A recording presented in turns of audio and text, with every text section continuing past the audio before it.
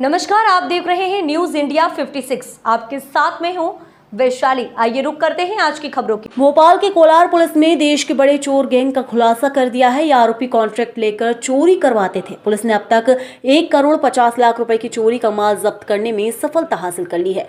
Police commissioner Harinarayan Chari मिश्र ने खुलासा करते हुए बताया कि गिरफ्तार आरोपियों में से एक इंजीनियर और दूसरा MBBS पास है। वहीं मुख्य आरोपियों में यशवंत रघुवंशी, भूपेंद्र साहू और अभिलाष विश्वकर्मा है, जिन्हें पुलिस ने गिरफ्तार किया है। ये आरोपी दूसरे राज्यों के साथ ही चोरों को भोपाल लाकर चोरी करवाते थे और चोरी का माल आपस में बांट लेते थे।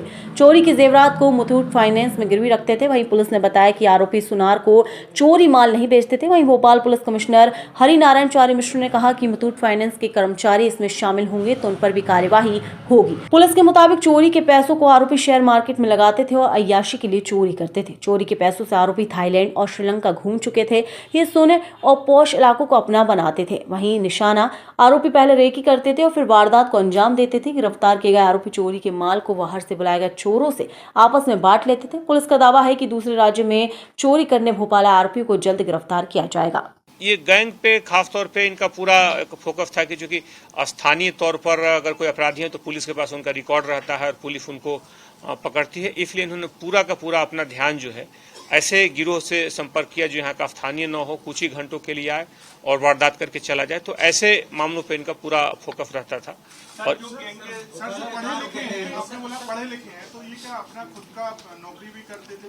हाँ, पहले एक आरोपी का पहले तेलंगाना में वहाँ काम करने की है, बल्कि इसमें उल्लेखनीय है कि एक जो आरोपी है जिसका नाम सामने आया है वो तेलंगाना से भी जुड़ा हुआ है। तो हो सकता है अब आगे पुलिस तफ्तीश करेगी कि संभव है कि शायद उस दौरान जब वहाँ रहा हो उससे जुड़ा हो, या हो सकता है किसी नौकरी साथ करता हो, लेकिन पुलिस उन बिंदुओं पे भी तफ्तीश कर रही है।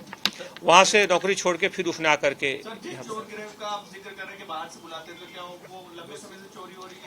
वो उनका आपराधिक रिकॉर्ड है, लेकिन पुलिस ने चूंकि आज ही पकड़ा है तो इसमें संभव है कि जिन इलाकों में रहे, अगर कोई अपराधी इस तरह से दूसरे जिलों से इतने दूर हजारों किलोमीटर दूर से आकर अगर कहीं चोरी कर रहा है, इसलिए कि उसकी गोपनीयता बनी रहे और चोरी करके कुछ ही क्षणों में चला जाए, तो उसके स्थानीय तौर पर भी विभिन्न तरह की घटनाओं में संलिप्तता हो सकती है। लेकिन अभी पूरी तरीके से उसको तस्दीक करने के बाद ही उसकी अंतिम रूप से पुष्टि की। इसमें इन लोगों 40 लाख रुपए से ज्यादा का सोना इन लोगों ने मुथूट फाइनेंस में रखा। मुथूट फाइनेंस में उसको तफ्तीश की जा रही है किस रिकॉर्ड के आधार पे, क्योंकि इस तरह की जो कंपनियों में जब रखा जाता है तो उसके लिए भी एक SOP निर्धारित है और उसकी प्रामाणिकता पूरी होने के बाद ही और उसके स्रोत को जानने के बाद ही उनको उनकी वैधानिकता पूरी होती है और उसके बाद ही रखा जाना इनके लिए अपरिहार्य है। लेकिन अगर इन्होंने अगर किसी तरह की इसका उल्लंघन किया है तो उन्हें भी आरोपी बनाना चाहिए। नहीं, मजबूरी नहीं है। व्यक्ति की सोच सकारात्मक या नकारात्मक हो सकती है। सिर्फ ज्ञान का इससे निष्कर्ष यही निकलता है कि सिर्फ ज्ञान होना ही सकारात्मक होने के पर्याप्त नहीं है, उसकी दिशा सकारात्मक होनी चाहिए।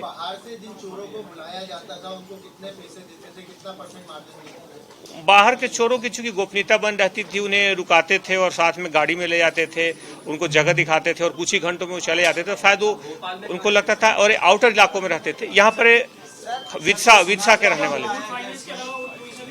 तत्कालिक तौर पर इसमें अभी और कोई जानकारी अभी नहीं आई है। पुलिस से विवेचना में 60 लाख का लेनदेन इन्होंने खातों में किया है। तो वो लोग क्या व्यापारी हैं या किसी पर्सनल व्यक्ति इनके संबंधी है, क्या जांच में आया है?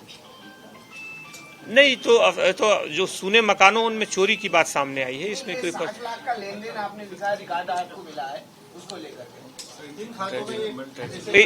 इन्होंने कुछ पैसों का निवेश इसमें ट्रेडिंग के लिए किया था। जो पैसे मिले थे तत्कालिक तौर पर उन्होंने पैसों का ट्रेडिंग के लिए इस्तेमाल किया था, तो इसके कारण कुछ उस तरह के पैसों की भी इसमें बात सामने आई है। इसमें हो सकता है कुछ और तरीकों से इन पैसों का निवेश करते हों और उसका और दुरुपयोग करते हों, लेकिन बहरहाल इसमें पुलिस का जो पूरा ध्यान है इस गिरोह पर है और इसके बाहर के कौन से स्रोत हैं, कौन से ठिकाने हैं, कौन से आपराधिक गिरोहों से इनके संबंध है, पुलिस का पूरी ध्यान इस पर है। और इसमें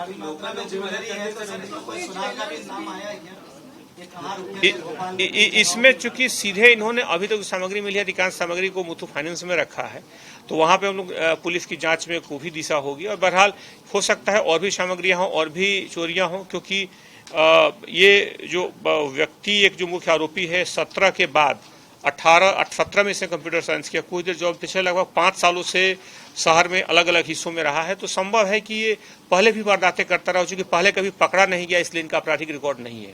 इस खबर में फिलहाल इतना ही। आगे की तमाम अपडेट्स जानने के लिए जुड़े रहें न्यूज इंडिया 56 के साथ। नमस्कार।